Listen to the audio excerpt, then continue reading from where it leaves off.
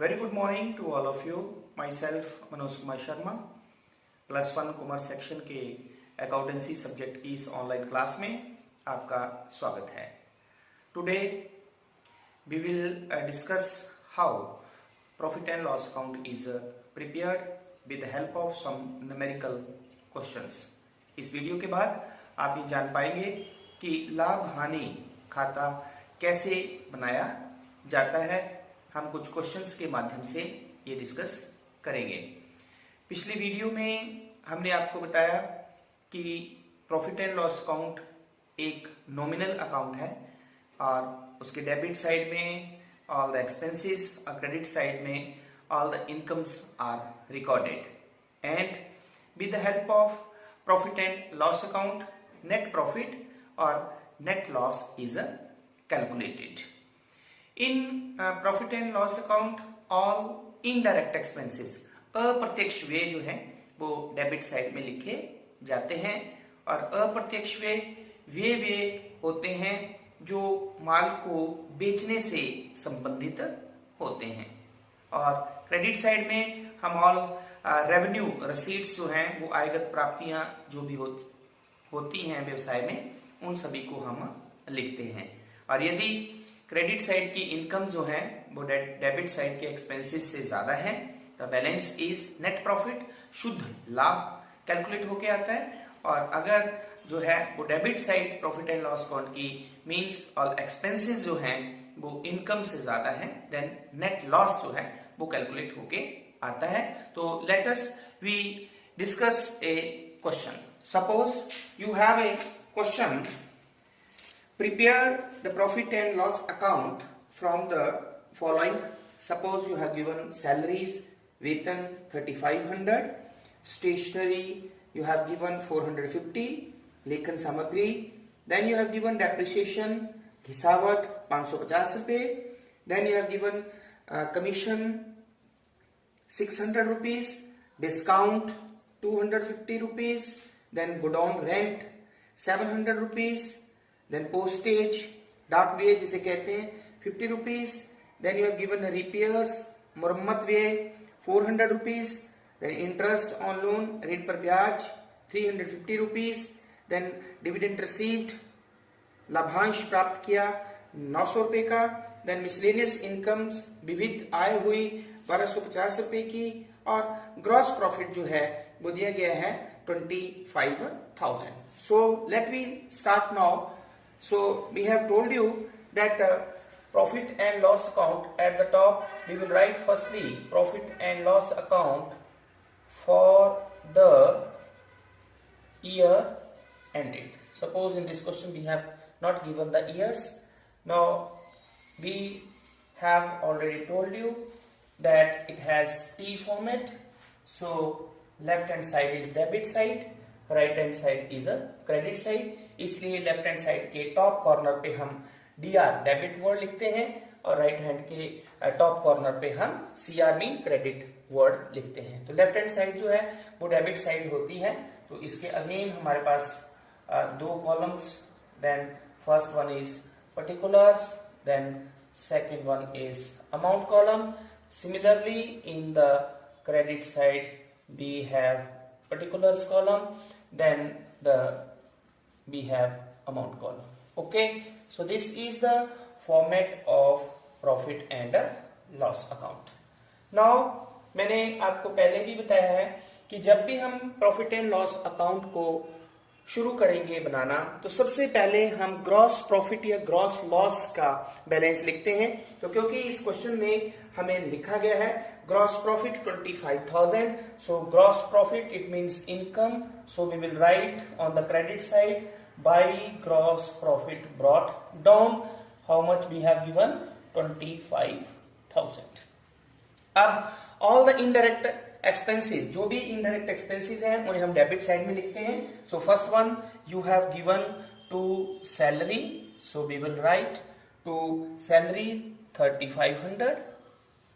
Secondly, you have given stationery, so okay, we will write to stationery it is 450. Then third, indirect expenses आपके पास दिया गया है depreciation. So okay, we will write here depreciation 550 रुपए. Then you have given commission. Commission is also indirect expenses. So okay, we will write commission 600 rupees. Then discount कटौती दी. So okay, we will write again discount on the debit side क्योंकि indirect expenses है 250. Then we have given godown rent. So we will again write here godown rent. How much it is? 700. Next indirect expenses we have given postage. So okay, we will write here postage rupees 50. Then you have given a repair.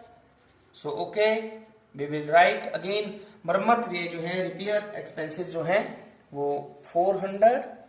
Then we have given interest on loan. तो loan पे जब आपने interest दिया तो वो भी indirect expenses है.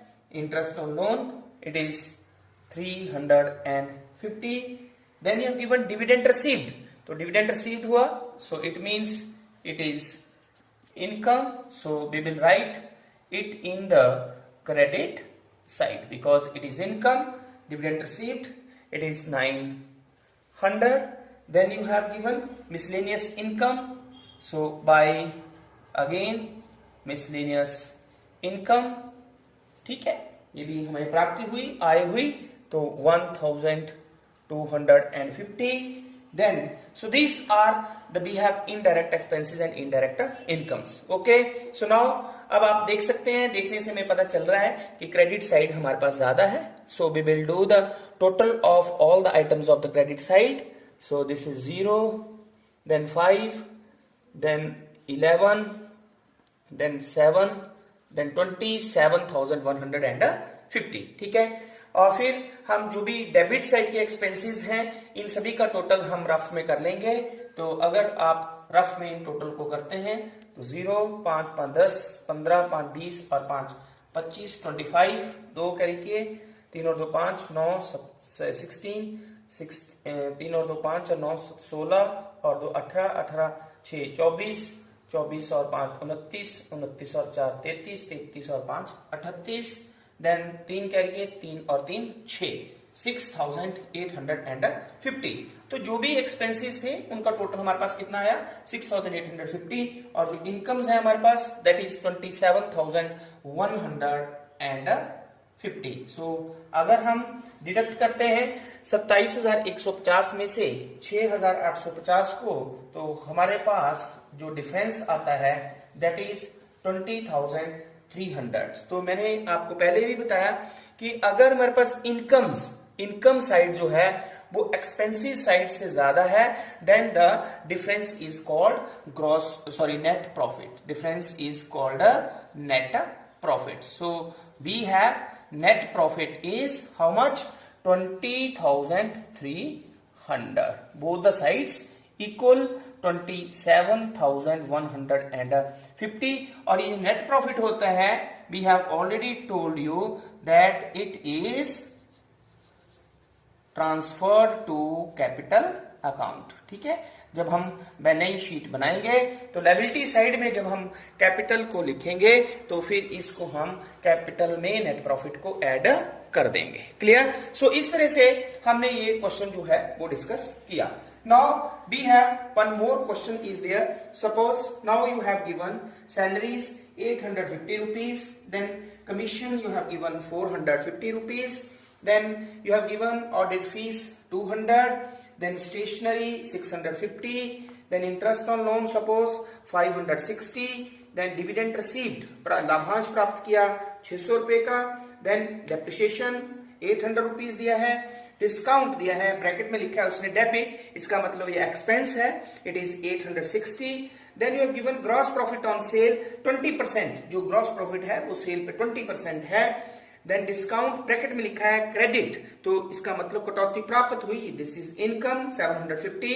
Then general expenses you have 1300, furniture you have given 2000, import duty 650, legal expenses 1000, interest received, it is income 2500, sundry incomes we have given 400, repairs we have given 1450, and then you have given sales 82,000. So okay, let me start again these questions of profit and loss account. So firstly, again we will prepare the format of profit and loss account. So at the top we will write profit and loss account for the year ended. Again it has T format. So if it has T format, the left hand side is debit side and the right hand side is a credit side. So we will write at the top DR debit side, and on the credit side at the top we will write CR mean credit. Okay, so let me start. तो firstly again हमने आपको बताया कि जब भी हम profit and loss account का question start करते हैं, the first item we will write gross profit या gross loss. In this question you have given कि ग्रॉस प्रॉफिट जो है वो 20% जो है वो सेल पर है. तो हम सबसे पहले क्रेडिट में हम लिख देंगे by gross profit brought down, और आपको लिखा गया है कि कितना है, सेल का 20% है. So how much sale you have given 82,000, और इसका 20% जो है वो आप कैलकुलेट कर सकते हैं. सो it is 2 zeros are 0, 2 zeros are 0, 2 twos are 4 and 2 eights are 16, 16,400. अब हम जितने भी इनडायरेक्ट एक्सपेंसेस हैं उन्हें हम डेबिट साइड में लिखेंगे. So okay, we will start from the debit side. So it is to salaries, it is how much 850. The next indirect expenses is commission दिया. So okay, it is to commission 450. Then audit fees, अंकेक्षण fees दी. तो okay, we have audit fees. How much it is 200, 200 रुपए audit fees. ठीक है.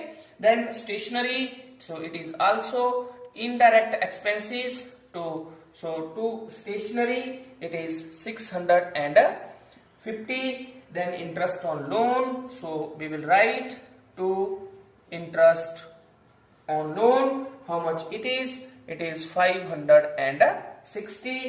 Then dividend received, it means it is income, so we will write it on the credit side by dividend received because it is income. So dividend received we have given 600. Okay. Then you have depreciation. So okay, it is indirect expenses, so we will write it on the debit side. To depreciation it is 800, 800 रुपया. ठीक है. Then you have discount in the bracket, हमें debit दिया है, it means ये discount allowed है, expense है. So to discount it is 860. Clear? Then you have given discount, but bracket में हमें क्रेडिट लिखा है, इसका मतलब क्रेडिट मतलब income. So by discount it is received, it is income 750. Okay. After writing the discount in received in credit side, the next indirect expenses is general expenses. So again we will write in the debit side general expenses 1300. Next we have furniture. सो furniture जो है वो एक संपत्ति होती है. तो संपत्ति और दायित्व जो होते हैं उन्हें हम बैलेंस शीट में लिखते हैं, तो इसे हम छोड़ देंगे. नेक्स्ट इज इंपोर्ट ड्यूटी, आयात शुल्क. तो इंपोर्ट ड्यूटी जो है वो एक डायरेक्ट एक्सपेंसेस होता है. सो डायरेक्ट एक्सपेंसेस को हम ट्रेडिंग अकाउंट बनाते समय लिखते हैं, इसलिए इसे भी हम प्रॉफिट एंड लॉस अकाउंट में नहीं लिखेंगे. The next indirect expenses is legal expenses. So legal expenses is also indirect expenses. It is 1000. Okay. Next is we have interest received. So it is again income. So we will write in the credit side by interest received. How much it is? It is 2500. Interest received is 2500. Next is sundry incomes. So again we have indirect income, sundry incomes. The amount is 400. and then we have a repair. So repair is indirect expense. So we will write here to repairs. How much repairs? 1450. So this is, we have all the indirect expenses we have recorded in the debit side, and all the indirect incomes are recorded in the creditor side. So now we will do the total. तो देखने से पता चल रहा है हमें कि credit side हमारे पास ज्यादा है, तो सबसे पहले हम क्रेडिट साइड की ऑल इनकम्स का टोटल कर लेंगे. So it is 0, then 5, 9 plus 7 16, 16 22, then 26 2, 2 plus 2 4, 4 plus 6 10, it is 20,650. अब हम डेबिट साइड के जो इनडायरेक्ट एक्सपेंसेस हैं इन सभी का टोटल हम रफ में कर लेंगे. सो इट इज 0, देन 5 5 10, 15 और 6 21, 21 और 6 27, 27 और 5 32, 3 कैरी किए, 8 और 3 11, 4 15, 2 17, 17 6 23, 23 5 28, 28 और 8 36, 36 और 8 44, 44 और 3 47, 47 और 4 51, 5 5 और 1 6, 6 और 1 7, 7 और 1 8. हमारे पास आया 8120. अब हम इन इनडायरेक्ट एक्सपेंसेस के टोटल्स को जो है वो हमारे पास इनकम्स का टोटल है 20,650. इसमें से हम लेस कर देंगे तो हमारे पास जो है वो बैलेंस जो बचा दैट इज 12,530. तो ये 12,500 हमारे पास 530 जो है ये हमारे पास कैलकुलेट होके आया net profit. So again we will write on the debit side 12,530, both the sides equal 20,650. और ये नेट प्रॉफिट जो है उसे हम ट्रांसफर्ड टू कैपिटल अकाउंट, इसे बैलेंस शीट में लायबिलिटी साइड में कैपिटल में हम ऐड कर देते हैं. क्लियर? तो इस तरह से हमने देखा कि हमने इनडायरेक्ट इनकम्स का टोटल किया और इनडायरेक्ट एक्सपेंसेस का टोटल किया, और द डिफरेंस जो है वो हमारे पास जो है वो नेट प्रॉफिट कैलकुलेट आके आया. तो आज के इस वीडियो में हमने प्रॉफिट एंड लॉस अकाउंट कैसे बनाया जाता है ये डिस्कस किया with the help of numerical questions. तो आई होप कि आपको प्रॉफिट एंड लॉस अकाउंट बनाने जो है वो अच्छी तरह से आ गया होगा. Thank you very much.